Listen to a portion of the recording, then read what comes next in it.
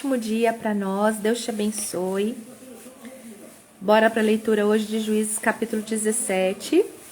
Fizemos ao vivo a leitura de Juízes 16, foi uma bênção. Mesmo com uma crise de tosse, conseguimos concluir, graças a Deus. Mas essa crise foi uma coisa meio inexplicável, apesar de eu imaginar que pode ser, né? Porque durante o dia e em nenhum momento nesse período da garganta ruim aconteceu isso. Mas enfim, graças a Deus nós vencemos. Graças a Deus. Então vamos lá. Pega a sua Bíblia, caneta, marca texto, bora lá e vamos orar para darmos início nesse capítulo em nome de Jesus. É um capítulo simples, curtinho. Então vamos lá. Pai, nós queremos agradecer porque o Senhor tem nos conduzido nessa prática diária de leitura, de aprendizado, de momento contigo, de construção, de relacionamento. Esse é o nosso desejo, Senhor. Queremos crescer em conhecimento, em maturidade, em aprendizado, em discernimento. Queremos mesmo entender o que o Senhor tem para nós neste tempo, o que o Senhor deseja de nós, o que temos vivido, o que é para crescimento, o que é para aprendizado, enfim. Eis-nos aqui, fale conosco, que através do Espírito Santo possamos absorver tudo o que o Senhor tem para nós hoje. Em nome de Jesus, amém. Juízes 17 começa assim. Havia um homem chamado Mica, que morava na região montanhosa de Efraim. Ele disse à sua mãe, quando roubaram aquelas suas 1.100 barras de prata, a senhora amaldiçoou o ladrão. Eu ouvi a senhora fazer isso. Sabe de uma coisa? A prata está comigo. Fui eu que roubei. A sua mãe disse que o Senhor abençoe você, meu filho. E então ele devolveu à sua mãe as 1.100 barras de prata e ela disse, meu filho, para tirar a maldição de cima de você, vou dar essa prata como oferta ao Senhor. Ela será usada para fazer um ídolo de madeira folheado a prata. Por isso eu devolvo agora esta prata a você. Mas o filho tornou a devolver a prata à sua mãe. E então ela pegou 200 barras de prata e entregou a um ourives. Ele fez um ídolo de madeira e o folheou com a prata. E o ídolo foi colocado na casa de Mica. Mica fez uma capela, ele fez outros ídolos e também uma roupa de sacerdote.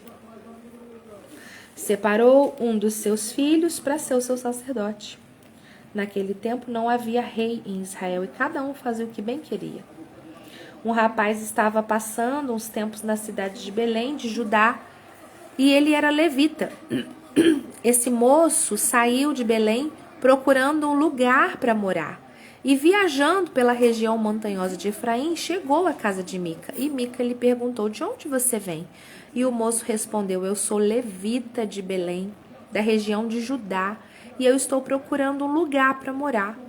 Fique comigo, disse Mica, e seja o meu conselheiro e sacerdote. Eu lhe darei 10 barras de prata por ano, roupa e comida. E então o jovem levita concordou em ficar com Mica, e ficou sendo como um filho para ele. E assim Mica o escolheu para ser o seu sacerdote, e o rapaz ficou morando na sua casa. E Mica disse, eu sei que agora o Senhor Deus fará com que tudo corra bem para mim, pois eu tenho um levita como sacerdote. Pai, nós queremos agradecer porque o Senhor tem deixado para nós ensinamentos através da Tua palavra. Que o Senhor nos ajude a aprender tudo o que o Senhor deseja para nós neste tempo. Que não tenhamos nenhuma compreensão errada e que possamos de fato absorver o que o Senhor tem para nós. Temos a ferramenta hoje em nossos dias de um chat de inteligência artificial, de jogar um texto e podermos ter rapidez numa tradução, num entendimento, mas Deus, nada substitui o Espírito Santo nos ensinando. E quando temos a oportunidade de termos uma ferramenta para nos auxiliar nesse aprendizado. Eu quero que o Espírito Santo nos dê discernimento para absorver o que o Senhor tem, concordância, tem a aprovação do que estamos lendo, e quando houver alguma coisa fora daquilo que o Senhor de fato tem para nós, me mostre. E não deixa que tenhamos entendimento errado. Em nome de Jesus. Amém. E amém, gente. Começou aqui aquilo que nós tínhamos entendido e lido, anteriormente, sobre um tempo agora qual o povo de Israel vai ficar um período sem um líder, sem um juiz, sem uma pessoa governando o povo de Israel e conduzindo ao caminho certo, ao que eles foram até então ensinados. Então o povo agora passa a fazer o que bem entende, o que quer. Já vimos aqui com esse homem e o seu filho fazendo um ídolo dentro de casa, construindo uma capela dentro de casa e levantando ali o filho como sacerdote. Aparece o levita e agora também é sacerdote dele. E vamos continuar no decorrer dos capítulos vendo o que vamos aprender com isso. Mas nesse primeiro momento já vemos como que o homem esquece os seus ensinamentos e como é importante que tudo que é aprendido seja registrado e passado de geração para geração, para que o tempo não apague quem é Deus para nós e o que Ele já fez em nosso meio. E aqui está uma prova clara dessa importância, E como que a falta dela leva pessoas a um erro sem medida. E aí eu quero ler para nós a compreensão geral para nosso grupo aqui, para nossa live. Nós vamos olhar para o capítulo 17, que fala de um homem chamado Mica. E ele construiu uma religião dentro de casa, ele fez ídolo. Colocou um sacerdote particular e achou que estava tudo certo. E aí ele disse, agora eu sei que o Senhor vai me fazer bem. Só que ele estava enganado. O que a gente tira de direção para a nossa vida através desse capítulo? Primeiro, cuidado com a sua bússola interna. O texto diz que cada um fazia o que parecia reto aos próprios olhos. O problema é que o nosso coração é enganoso. Quando a gente perde o padrão da palavra e passa a usar o que parece certo para nós, a gente começa a justificar qualquer erro. Gente, isso é muito sério. Deus não é contratável. Mica achava que se ele tivesse os objetos certos e o consultor certo, ele ia ter a bênção de Deus. A gente não pode contratar a presença de Deus com as nossas regras. A bênção não é sobre o que a gente constrói. A bênção é sobre quem nós nos tornamos quando nos rendemos a este Deus. Ao Deus que realmente é. 3. A falsa segurança. Mica se sentia seguro porque tinha sua própria estrutura religiosa. Mas a verdadeira segurança não vem de estarmos certos aos nossos próprios olhos. A verdadeira segurança vem de estarmos alinhados com Deus, com o que Ele revelou a nós. E aí, faça essa pergunta hoje. Faça você mesmo essa pergunta hoje. Eu estou seguindo o meu coração ou eu estou seguindo a Deus? Nosso coração é enganoso. Nós precisamos ser guiados por Deus, não pelos nossos impulsos, pelas nossas emoções.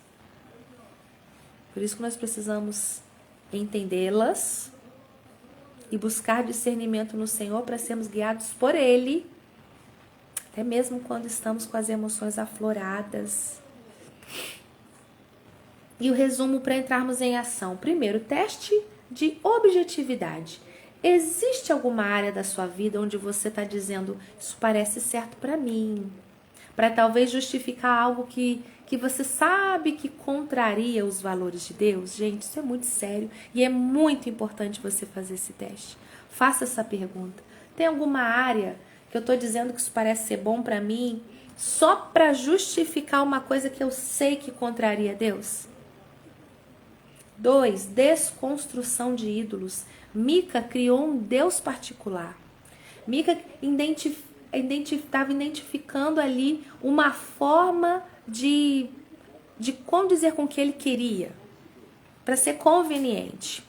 Identifique se você tem tentado moldar sua fé para que ela caiba na sua rotina, para que ela caiba no seu jeito, em vez de você moldar a sua rotina para que ela caiba nos planos de Deus para você.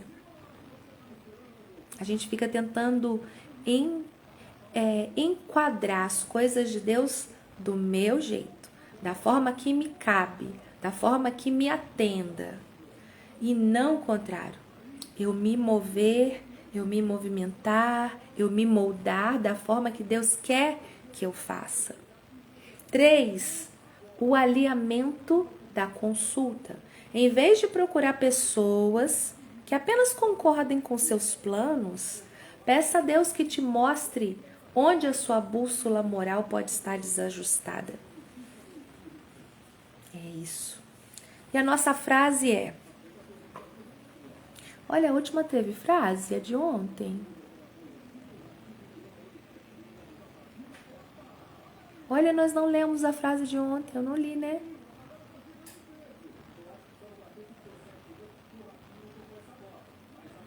Nós não lemos, mas enfim, depois eu leio no finalzinho. Frase para nós. Seguir o que parece reto aos seus próprios olhos é a receita mais rápida para o desastre. Deus não quer ser o consultor da sua própria vontade. Deus quer ser o rei da sua história. Pare de tentar customizar a fé e comece a ser transformado por ela. Aleluia. Resumo do capítulo 17 tem como palavra-chave relativismo. Esse capítulo serve como um espelho para uma sociedade e para os indivíduos que substituem a obediência a Deus pelo conforto das suas próprias escolhas, pelo conforto das suas opiniões. É um choque de realidade, né, gente? Ver alguém montando uma religião em casa para se sentir bem é algo muito comum hoje em dia. É a famosa busca por conforto e não por transformação. Meu Deus. E isso é muito sério. Porque onde o Espírito Santo de Deus habita, onde ele entra para moldar a transformação, não tem como haver presença de Deus e mesmas ações sem a presença dele. Porque a presença dele causa mudança, causa desejo e necessidade de transformação. Então vai haver, mesmo que não seja no estalar de dedos, mas há transformação. Uma conversão genuína gera transformação. Um relacionamento de fato com Deus gera transformação. Esse é o sinal de que o Senhor está no negócio. Capítulo 18 vai mostrar para nós o que acontece quando o caos se torna institucional. A tribo de Dan, buscando terra, rouba os ídolos de Mica e leva o levita embora. O desrespeito à autoridade e à propriedade vira norma. Gente, vamos continuar aprendendo aí. Como que o Senhor nos ensina, né? Na sua palavra. Tem histórias que eu não tinha conhecimento. E como é bom nós podermos ver todo um contexto e não ler capítulos isolados. Assim a gente entende tudo o que se passa com o povo, qual é a realidade atual, o que eles já viveram, o que estão vivendo, porque isso está acontecendo. Isso é tremendo. Que o Senhor complete no seu coração esse capítulo, esse ensinamento, amém? Em nome de Jesus. E para completar esse tempo, antes de ler, né, nosso trechinho aqui do Eu Vou Sair Desse Deserto, que a gente faz sempre, eu quero ler a frase do capítulo 16, que eu acho que eu não li por conta da crise de tosse, o tempo que a gente já estava lendo, mas vamos lá. Se eu li, eu repito. Frase do capítulo 16 da leitura de ontem é assim: a maior força de um líder não é o que ele faz em público, mas é o que ele guarda é como ele guarda o segredo em particular. Não negocie a sua identidade por um momento de satisfação emocional. Se você cair, levante-se. A graça de Deus tem o poder de restaurar a força de quem, mesmo entre os escombros, escolhe clamar por Ele em uma última vez. Sempre, sempre, sempre. Glória a Deus. Capítulo 127 do livro Eu Vou Sair Desse Deserto tem como leitura Juízes, capítulo 6, aí no livro que nós estamos lendo. Tem como títulos: Não se esconda atrás das inseguranças. Desde o ventre da sua mãe, Deus te separou para ser um guerreiro, para ser alguém que faz a diferença. Pedir ajuda por ser difícil, especialmente quando temos medo de mostrar a nossa vulnerabilidade. A verdade é que ninguém consegue vencer uma batalha sozinho. Quando nos unimos e clamamos, Deus responde. E Gideão clamou a voz de Deus o encontrou. Quando clamamos, nós somos fortalecidos. Então, se você está nesse momento de insegurança, sem saber o que fazer ou a quem recorrer, lembre-se, Deus ouve o clamor de um coração sincero. Ele está com você, pronto para agir. O Senhor te chama de poderoso guerreiro. Agora cabe a você sair do esconderijo e se levantar para viver o propósito que Ele tem para a sua vida. Não se esconder atrás das inseguranças mostra para nós o que o povo estava passando nesse momento agora sem um governador. Muitas vezes as pessoas se apoiam em outros para buscar uma resposta de Deus que tem para você, mas por não construir um relacionamento diário, não consegue ter a atitude e vai pelos outros. Se sente inseguro. E nós precisamos entender a importância de trazer à memória tudo que o Senhor já fez por nós, tudo que Ele já fez até então, para que a gente saiba em quem nós temos crido e continuamos firmes no propósito dele. Mesmo que o ambiente, a situação, não tenha outros ao seu redor. Mica aqui estava sem uma referência, sem alguém para que ele pudesse apoiar ou seguir a orientação. Da mesma forma, às vezes pode acontecer situações onde você não vai ter alguém para te guiar. Mas o que você já construiu com Deus no secreto vai te conduzir e fazer com que você saiba em quem você tem que se apoiar. E é Deus. Vai ter situações que vai ser só você e Deus. E você precisa ter suas raízes muito bem alicerçadas para que nada venha te desestruturar. E que você então entenda e traga à memória tudo o que o Senhor já fez, quem Ele é, por que você o serve e passa isso adiante. Passa isso para as pessoas com quem vive com você. Passa isso para a sua família. Para que não aconteça como foi com Mica, com esse homem, esse menino, a qual num período onde o povo não tinha um líder e ele ficou perdido. Tenha Deus como seu condutor em todo o tempo, aquele que vai te conduzir sempre, sempre. Tendo alguém para que você possa se espelhar ou não tendo. Que o Senhor seja aquele que você vai ter como base, como o seu socorro bem presente. Em nome de Jesus. Deus te abençoe, Deus te guarde. E até a próxima leitura, se Deus quiser. O nosso canal aqui é 6 horas. Seja ao vivo, seja um vídeo novo, mas estaremos juntos aqui em nome de Jesus. Fica com Deus. Se essa palavra fez sentido para você, comente, compartilhe. Às vezes tem alguém querendo ler a palavra e não sabe como, chama para vir com a gente. E vamos juntos rompendo e avançando em nome de Jesus. Beijo, fica com Deus e até. Tchau, tchau.